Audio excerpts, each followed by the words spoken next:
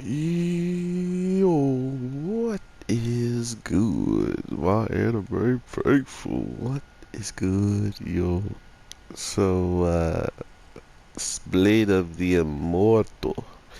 I honestly don't know what to say about this show. It has so much personality and so much, like, little cares about, um, situational stuff. For instance, this man is going ham on people who have crossed him and confronted him, pretty much about, following the leader of a group. And because he's following them and because it's getting to a point where he might be catching them, it literally turns into a, like multiple upon multiple decoys. So somehow, some way, this group of people who are against everything that the bad people, our main characters, following after, since they're against all of it, or they just want, revenge on them for their own reasons and whatnot, it leads us to a position where we've come to find ourselves like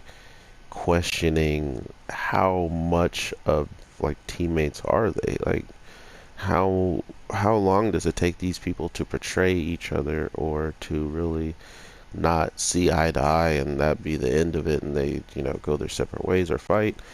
And it only took like an episode. So that kind of solves that, right? Like literally an episode like went by and they're like, okay, well, let's end this truce. Everything everything we've talked about, everything we know about each other, it's over. Just get out of my face. So we got our answer relatively quickly when I wanted to know how long the truce was going to last, or at least how long they're going to be in alliance. But with our girl being the way she is and just having morals, and I mean, sure, she wants people to be taken out, but these people are the same people that are going around taking out any and everybody that gets in their way, or anybody and anybody that has some type of problem with them. So yeah, it's not like she wants normal citizens to be taken out for whatever reason. She wants these people who clearly will never change their way because they think it's the right way, and not only do they think it's the right way, they can take people's lives and make it the right way. Whoever tries to tell you it's wrong, you challenge them one on one, and whoever wins is right. And that's how this era pretty much works, and I think this is why it's such a fun era to kind of dabble in, because even though he's doing this to the girl, like he's doing the same thing he did last week to the girl, where he kind of just like puts both their hands together and like stabs a knife through their hands, and then he just does whatever he wants after that, cutting and messing with them the whole time. So this man clearly has done this enough times, because every time he does it, it's like he says, everybody's a toy to him. Like every single person in the world is considered a toy in his eyes. So what are toys good for? Toys are good for only to use them until they break in his eyes. And that's exactly what happens. This toy was about to break, and another toy stepped up in front of him trying to stop him. That's all he sees in this world is toys. That's why the two guys who he fights, he was actually surprised that they never begged for their life, while you can see what he literally did it to them. Like he made them just armless and legless and headless. Everything had to go.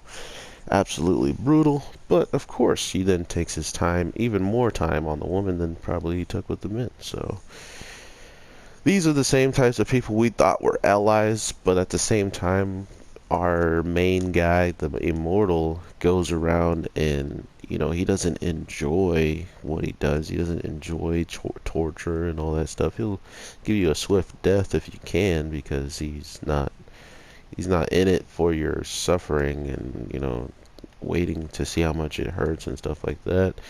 He just wants to get it over with. And these people who they try to join up with have their own mindset in mind, so that definitely would never have been the case. And because of that, we're gonna see just how much trouble they're going to be in, our main characters are going to be in, now that they have kind of crossed this line. They've kind of crossed over into a deadly position now, where not only did they have people who were hunting them down, which I thought they were doing a really good job, until all of a sudden all of them got played, and every single one of these women were all not the person they were looking for. So it doesn't look like they did that great of a job, So that's why I was like, okay, they're not as smart and quick on the gun that I thought they were, which sucks for them, because they're clearly going to get caught up now because of it. But that also led us into knowing just how much of a threat and how intelligent, this group of people are. Not only are they intelligent, they still have multiple people on their side who hasn't really pushed the narrative of their own stories. They haven't really done anything to shine like everybody else on the squad. So I wouldn't be surprised if, everybody's supposed to get their shining moment, and then once they all finally end up getting it, we're going to see just, how ridiculously powerful some of these people can truly be. And like our main girl saw this week, and the other girl that was part of this group that we trusted, she thought she was the leader just because of how calm and collective she can be and whatnot, but she's not. And that's kind of what I'm saying. Like, the person who can do the most damage and whoever's the strongest, and gets the last say in this decade. So of course she didn't get to, because she would have to drink poison. After she drinks the poison, she then has to get ready to, like, spit the poison out. She has to do all these steps to take out her opponent, and her opponents literally can just use physical force at any given time, and that will be it for them, right? So it's one of those things where you're kind of just stuck, and you don't know what to do or what you can do. And when you find out what you can do and what you can't do, it's almost too late, So she's just stuck in a position where she's going to be where she's at, but at the same time she can still, always do the poison and try to move up. But why do that when the person who's in the leader has your same goal in mind, to clearly take out people that must have did her wrong? Because all we know is, from the really pretty woman this week, is she trusted a samurai, or got with a samurai, and that wasn't a smart idea. So it's something that's haunting her. It's, as her comrades call it, a disease that she has, where she wakes up and just starts screaming. And she, like, grabbed her hair. I couldn't tell if she pulled it out or if it just fell out. It looked more of a falling out than her forcefully pulling it, which I think it could go either way on that case. But regardless, super messed up stuff with how they're treating all these side characters, and like characters that kind of just show up out of nowhere, and they really don't even have a chance to do anything, because the characters we're already following still have some growing to do, and still have some death to work out. So with all that being said, I hope you guys are having an amazing day, night, evening, whatever the case may be when you're watching this. I am your boy, the Anime G, and I will definitely talk to you in the next one. So with all that being said, definitely watch out for my next videos that are going to be dropping soon here. So with that, peace.